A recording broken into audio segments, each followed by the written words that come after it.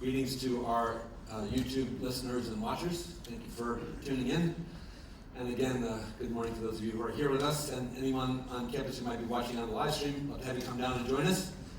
Always in person, I think, is better. I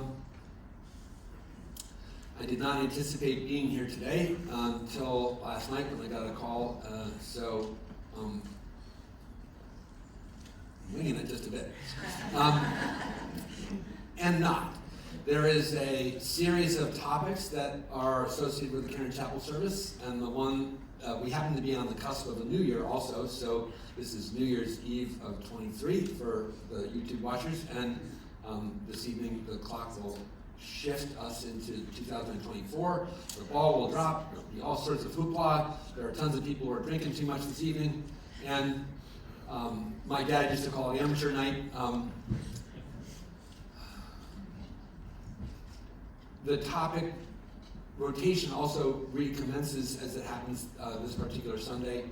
So my very first topic for chapel was one I borrowed from the originator of the Caron Chapel service. He used to speak almost every Sunday around a similar topic, and I named that topic healing. That'll become, I guess, evident as I talk about the things that are on my mind and heart. So the chapel service was originated by a guy named Father Bill. He was a Roman Catholic priest, military chaplain, and a person in long-term recovery himself. He was passionately dedicated to the work of this place and to the patients and families who had come to the chapel service. He was a remarkable fellow, and one of Father Bill's gifts was an ability to distill into short statements things that had unbelievable depth. And so Father Billism was these things that we used to call them. One of them, for example, just humor says, "Two sickies don't make a wellie." But one that's a little more academic was, what you believe about addiction will determine how you treat it. Sounds self-evident maybe, but it's such a deep and important thing.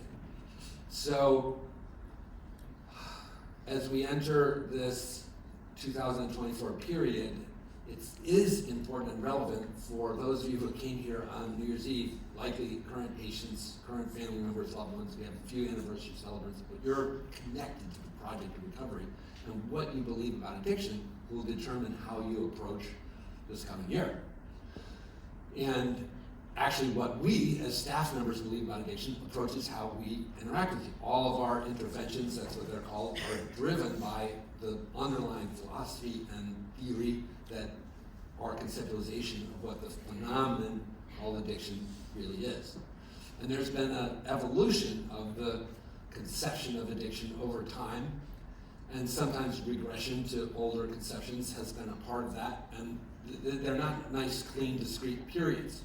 So in the emergence of addiction recovery, which starts in 1935 with Bill Wilson and his friend Dr. Bob, in that period of time, a view of addiction that predominated was that people who became alcoholic, I'll use that, but of course there's more generic ways of becoming addicted, but people who became alcoholic were just, people were making bad choices with alcohol, that the phenomenon was one of moral failing, that, and if people who suffer from addiction are just knuckleheads, then, or worse, there's a derogatory flavor to that lane. Family members become fed up and start thinking, what is wrong with you? And the governmental response to people who, DUI or, rob things to get the money to buy their drugs or whatever is criminal. People are viewed as criminal in the civic light. And in a religious frame of reference, the thought about the moral failing approach to addiction is one of disobedience, a failure to hold oneself in alignment with the values and virtues and notion of faithful conduct, whether that would be Jewish, Muslim, Hindu, Buddhist, or Christian in some variety. But the point is that if you believe that this is dumb, stupid, charitably ignorant, that's like the best you just don't know any better, then what you think is, let's inform the person and give them the opportunity to change their behavior, which the presumption is that they could just make a decision to stop. And you see this reemerge in a very public way in, I think, the 1970s, when the government takes out this Just Say No campaign. And the other governmental responses were to, mandatory minimum sentences, really ratchet up the punitive sort of consequences.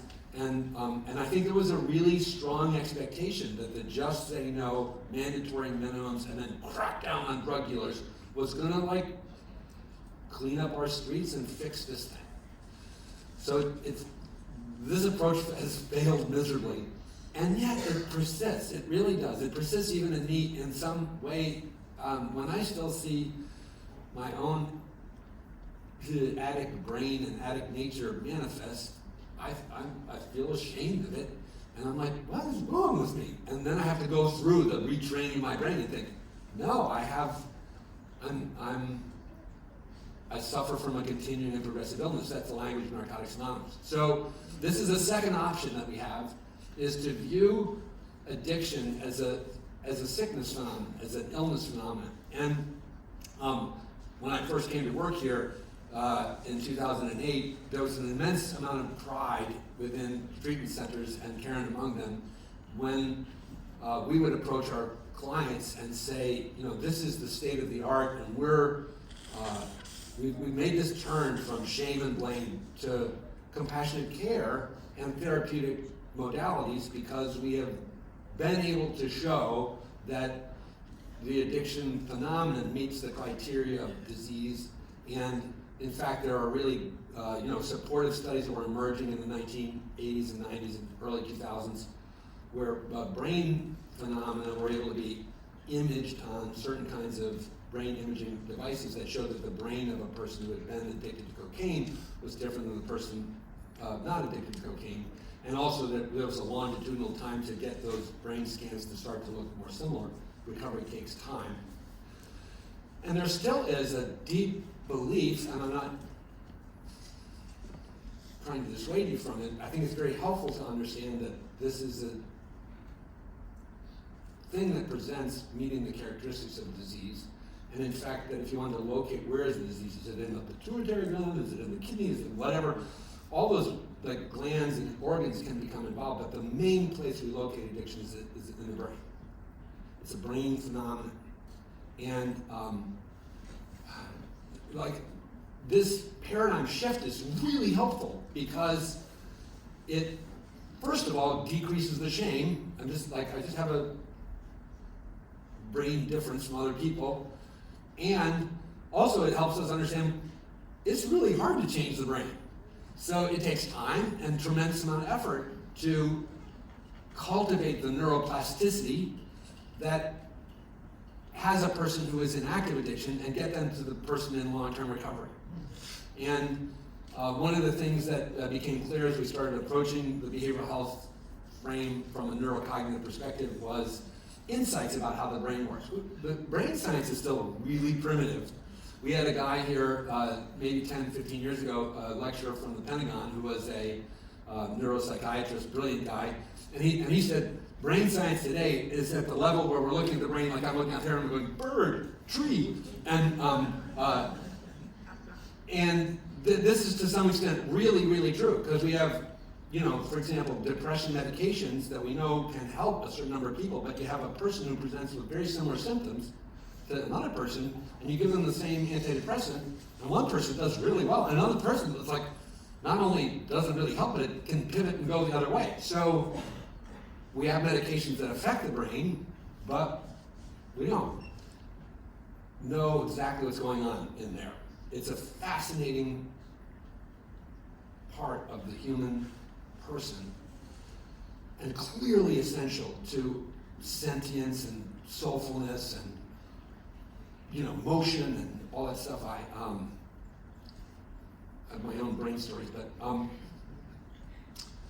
need to stay on track here. The phenomenon of thinking about addiction as illness is not new. when we were so excited about it, and we're like, hey, we figured this out. Actually, if you go back to the 1935 literature about Alcoholics Anonymous, one of the words that they used was malady. Well, that's a sickness orientation. If you go back into the 18th century, there are documents about the Revolutionary War PTSD survivors who had, and they came up with a term for it, dipsomania. I love that term. I'm a dipsomaniac. But this was a medical diagnosis. So we can't really go, hey, we figured out something brand new. This has been in the undercurrent for centuries. But it is an important shift, and it's a tremendously, it's difficult to shift out of the shame and blame and towards the compassion and therapy mindset. One more conceptualization that I want to offer you as a part of an audience that really should care. You should really care about this correlation. Like, what does Caron think about addiction, and how are you going to treat me, and how are you going to treat my loved one? If a person comes to Caron, what's the paradigm, and what's going to be done? You don't want shame and blame. It doesn't work. And Caron is very, very highly regarded as one of the leading institutions in bringing a loving and compassionate approach to addictive care. Yay! Very science-based, very multidisciplinary treatment, very therapeutic. That's awesome. I do want to also talk about what I think of as the kind of leading edge. And it has bearing to some extent on a secondary topic, which I hope I remember to get to. So there's a woman, her name is Maya Salovitz. I don't know if I said her name properly, but that's a phonetic articulation of her last name. Published this book, I think 12 or 13 years ago, so it's not new. But Maya Salovitz really challenged the contemporary addiction care community by pointing out that the disease model is still pretty negative. And there's this, like, ooh, you're a sick puppy, doesn't sound terribly affirming and encouraging.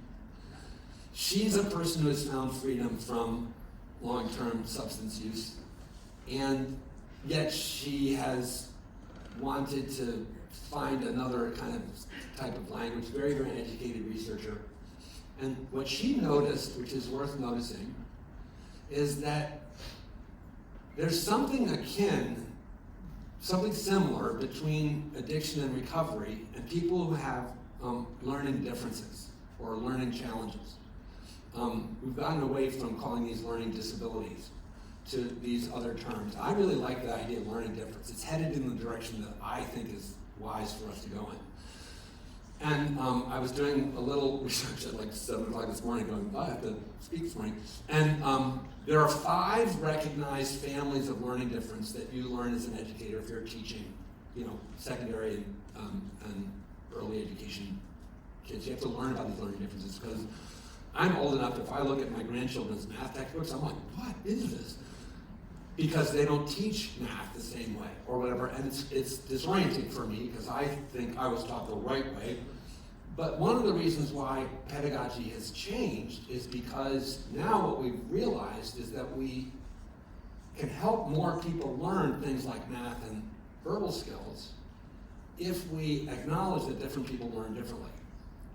So instead of having just one way to teach multiplication or one way to teach, poetry, multiple approaches to these kinds of education meet the person who is receiving that education in ways that are more compatible with the way that they assimilate information and become skilled in these areas.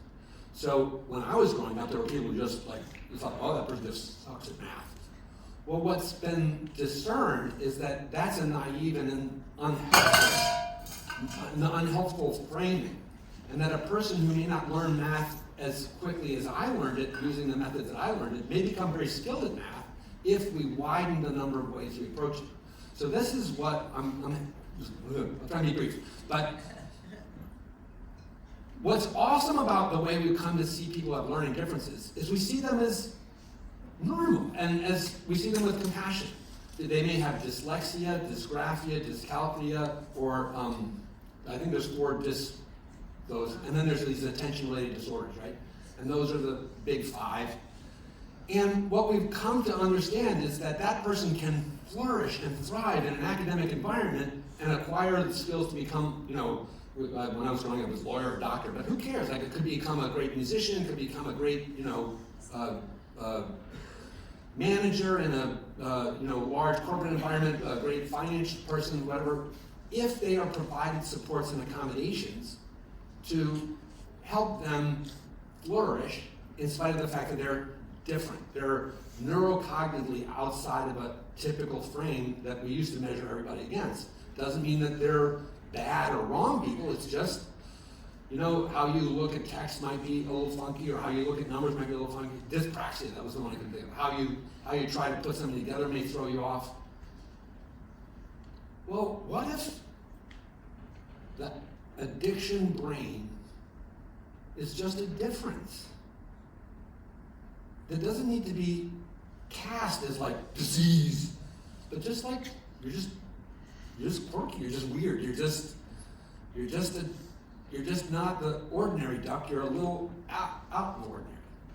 And what that would mean is that those of us who have this differentness, in order to flourish, need certain kinds of supports. This is a beautiful way of framing why people come here and what this is meant to do. It's meant to arrest the crisis moment of illness. It's emergency room care, basically. It's the analogy. We have to detox you from the crap that you've been onboarding and that is going to, implode your liver and all that sort of stuff, and taper and seek to not have people go into seizures or withdrawals or quick rebound back into the behavior because you can't tolerate the early abstinence. But then as you move out of that crisis phase and you need tremendous amount of support, how could we frame care as equipping you to function with this proclivity towards compulsivity of use that other people may not have? I was just at a wedding last night, that's why I was not going to be here today, and I was watching a ton of people who were consuming a ton of alcohol. But one of the people in my family who I just love, and he really likes alcohol, but I was so, it's like annoyed the crap out of me because, he had his first drink, which was like a scotch. And I'm like, oh, I love scotch. And then somebody in the family was like, hey, will you go get us another round? And I was like, I'll go with you because I was going to get another, they had like a nice little ginger ale with herbs, like a mocktail kind of thing. And so I'm going with my family member, and I'm waiting for him to get another scotch, because of course, one is not enough, right? And he goes, I'll have a Sprite. And I thought, what? What? It's free, it's open bar, dude. Somehow that bothers me, because he and I are not wired the same. He does not have the same brain that I have.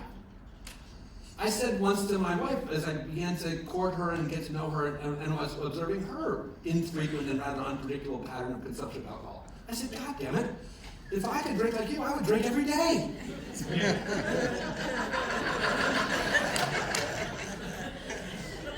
I'm different.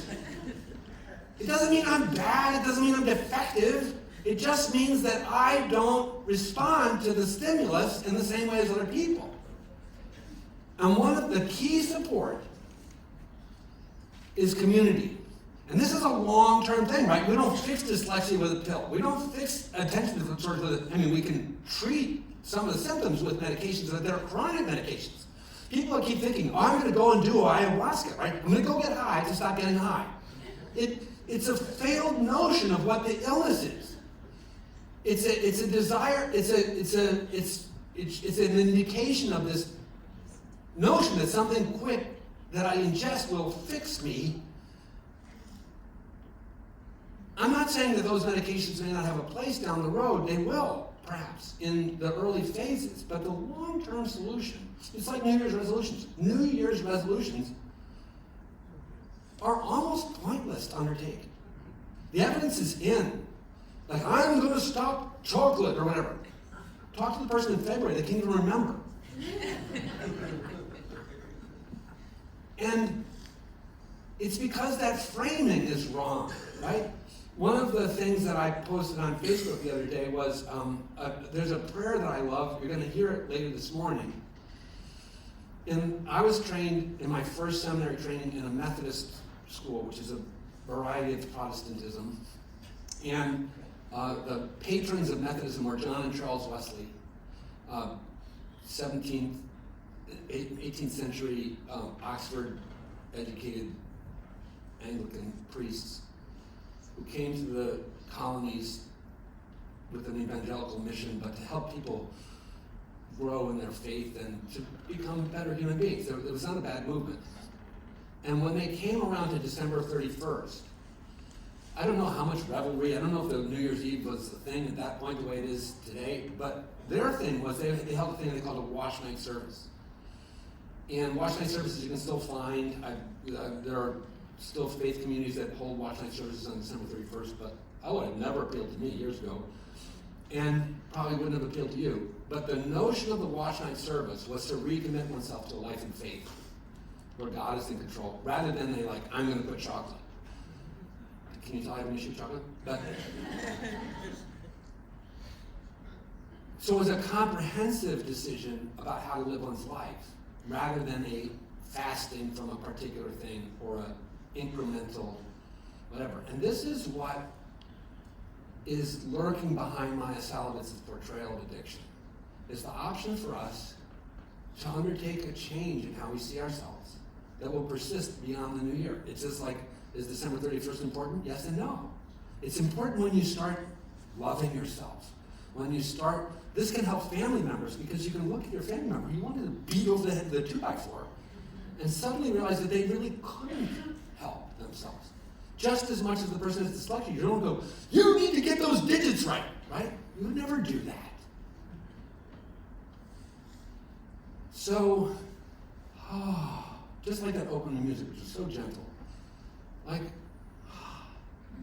Let's love one another into long-term healing from this oddity of our brains that puts us at tremendous risk every day that we're out there. Because there's all these things, shop, screen time, gamble, blah, blah, blah. All those things would light up the chemistry of my brain and cause me to have the same response that I wanted to have my family member have, which is one, another. And I need help to not get in one of those traps.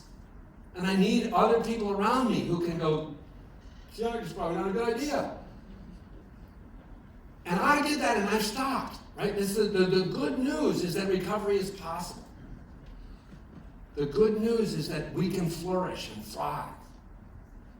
And as a result, our families will change, our depression will subside to some degree, our anxiety will lessen, all kinds of harvest comes. We'll learn coping skills, mindfulness, prayer. It's a fundamentally a spiritual turn, although it's also something that can have a medical and scientific understanding. Those divisions don't really, in the end, hold sway, because we're just changing how we function and how we see ourselves as people. So, welcome to the world of recovery. And I'm so happy to be able to stand here today and realize that we have these evolving and changing conceptions of what brings people to an addictive crisis to get them in treatment. And that as we've evolved, we become much more loving and understanding in how we think the method and the healing trajectory will unfold. So get on the bus, come on. Let's find out how to help one another to no longer fall in these holes and get trapped in these pits. And we can do this. That's the other thing, is really to share. I try to share it a little bit every Sunday.